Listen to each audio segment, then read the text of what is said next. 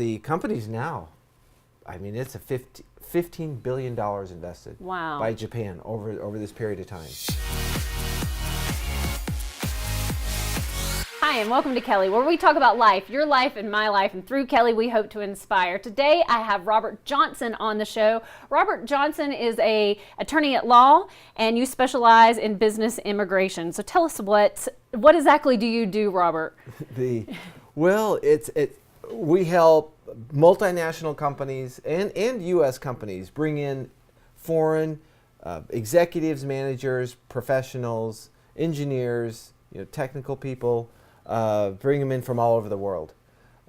We've got labor shortages in a lot of different areas, particularly in the high tech field, and so the companies really have to go abroad, and many times it's the company's culture. It's a multinational organization, so intercompany transfers is a big part of the business, and then we also have big investors. You've got the biggest companies. I spent time in Japan, so I speak a little Japanese. Yeah, you have your business has led you to be able to visit really cool places. Every time I look at your Facebook, you're on a cliff or a mountain somewhere. Yeah.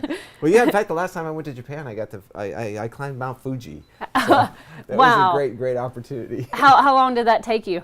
It's actually just a long afternoon, and then you drive up to station 5, they call it, and then you hike the day up to station 8, and then you sleep for a few hours after you have some good curry rice, and then you get up in the morning at like 1:30 to get ready to go to make the sunrise. Wow. So, on this particular trip, we got up and the weather was so bad, and you'll see on my Facebook post, the wind and the rain, so we didn't actually get to go to the top.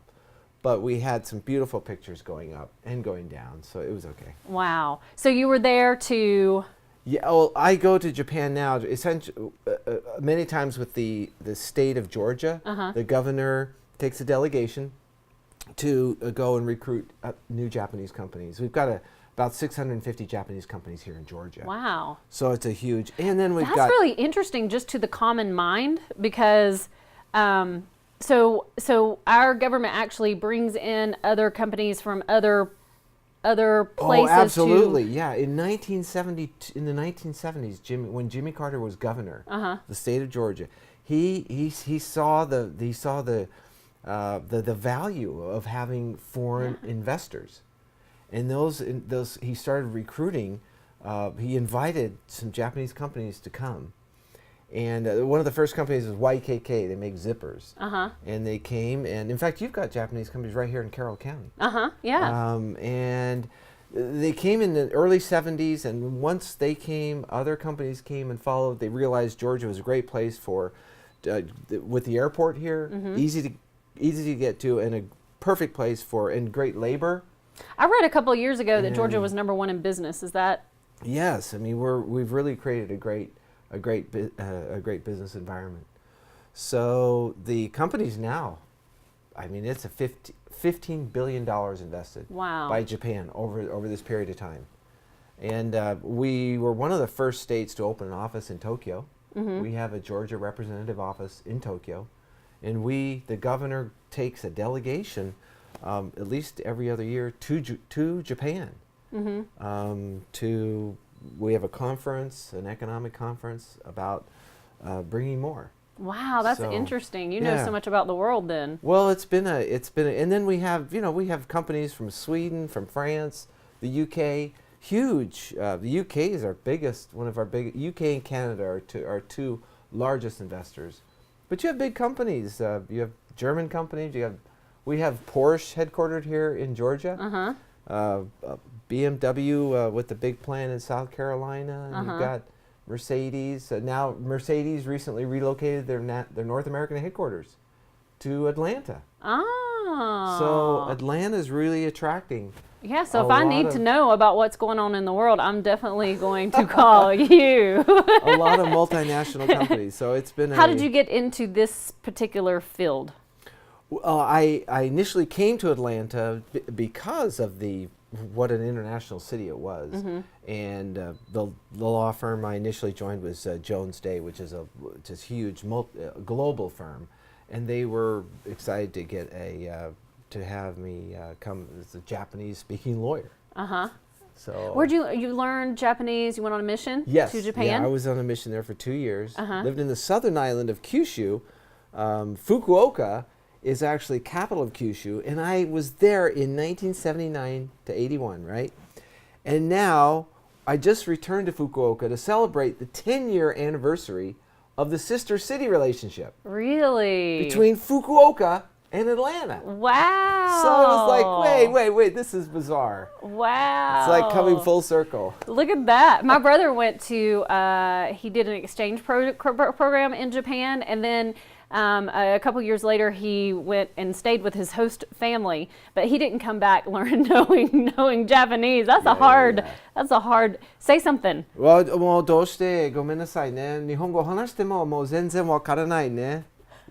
She won't understand a thing I just said, so why should I say it? Is that what you just said? Yeah. But ganbatte. Hang in there. I love it. So I have for you, I'm going to hit on something really. I did want to mention on the business immigration side, really I was down recently with a group of college kids, and we really do have a broken immigration system right now that we're really trying to petition Congress to fix. We've got we've got a million foreign national students here, and we go around the world and we recruit students to come. Okay. And then they graduate, and in order to get a more permanent work authorization, they literally now have to enter a lottery. We file these petitions, and half of them are even accepted for processing. And the others, I saw on your Facebook you were at SCAD. Is that what you were discussing there? Yes, that's right. Down at Savannah College of Art and Design. Almost over 2,000 foreign students. Really? And then in every major university in the state, we've got foreign students, and they all face this problem. And if you don't get selected for the lottery for this H-1B visa, you go home. Wow. So after getting a degree and you have a job offer. So it's almost like we're recruiting them here to get them to go to our schools, but yet they can't do anything with that here. They have to go back. Yeah. So what are you doing? How are you helping with that? Well, we're highlighting the problem and this demand that we have for workers, and we've just got to petition Congress to allow for more of these professionals to get work authorization. We have countries like Australia and Canada who, with a degree, you can practically, and a degree and a good job, and you can acquire your residence status. Yeah, my husband, he's from Colombia, and I think it's his cousin. She is in Australia. Yeah, and she's a doctor, I want to say. Right, I probably got that all wrong, but yeah. So that's just one problem that we're trying to get fixed.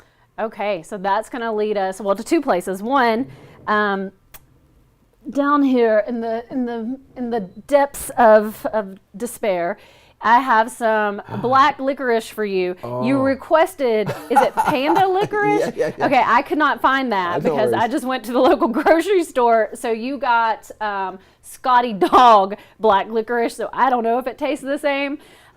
I actually a little bit like the taste of black licorice, but it's still something I've never had anybody, even in their Halloween baskets, they don't like the black licorice. I know. Well, I like it because it's actually medicinal. Okay, all right. Well, good. Okay. So use it for health. Yeah, that's right. Okay, all right, good. So and I practice yoga. Okay.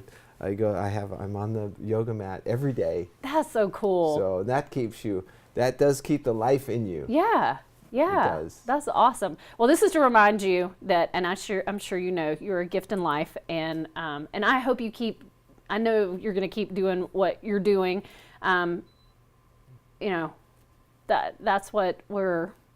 Well, I feel like I repeat myself to each and every person, but everybody that I'm having on the show are people that are making a difference in the world, and it's needed. and it takes us doing that. Amen. So if you have any advice to give to someone, you talked about petitioning the Congress, but how else can they get involved and help? Well, I really, they've, any opportunity they have to voice these issues, I mean, take that opportunity. But I wanted to also, we were talking about any advice generally, and I wanted to kind of pass along the advice I gave to my daughter, who was a ballerina. Yes. She's a professional ballerina today, but everybody thought it was crazy when she wanted to major in dance in college. Okay. Because what are you going to do? Uh-huh. And I still remember conversations. She called me up. She said, you know, what do I do, Dad? And I said, follow your heart. Really just follow your heart, because what you're passionate about in the end will serve you the best. Mm. And so she made the decision. Then she went on and got a master's degree so she can teach at a college level. Mm-hmm. And but right now she's in Dallas, Texas, dancing professionally. Yeah, I see wonderful I'm pictures of her. going to see the Nutcracker Snow Queen performance, her first professional performance. Wow. Of the Nutcracker. That is some hard work. So I guess really just follow your heart and follow your passion. Yeah, and I think that each of us innately are born with, I believe we're born with a mission, and we're born with a calling, and it lies within us. And when it's that thing that keeps calling us out there, you know, there's a point that you almost feel you're not fulfilled unless you start fulfilling that. Right. No, amen. Amen. I just fit. Amen. Amen, brother. That reminds me of one of my Japanese partners said, wait a minute, Bob, you were a missionary, then you became a lawyer? You said, what did you do? Offend God? Yeah, they don't go hand in hand. Yeah, but you're doing to. something that's needed, so That's it's right. good. Thank you for coming out. I know it was quite a drive for you, as it is for everybody. Well, earlier we had a girl that was on from New York, so that was way more than you had to come just to make you feel like great. you didn't come that far. Okay. Well, thank you so much. Thank you for being here, and we enjoyed learning about you, and hope to have you back. Great, thank you. Thank you. Okay. Thank you guys for being here on Kelly, and we hope this segment inspired you and educated you.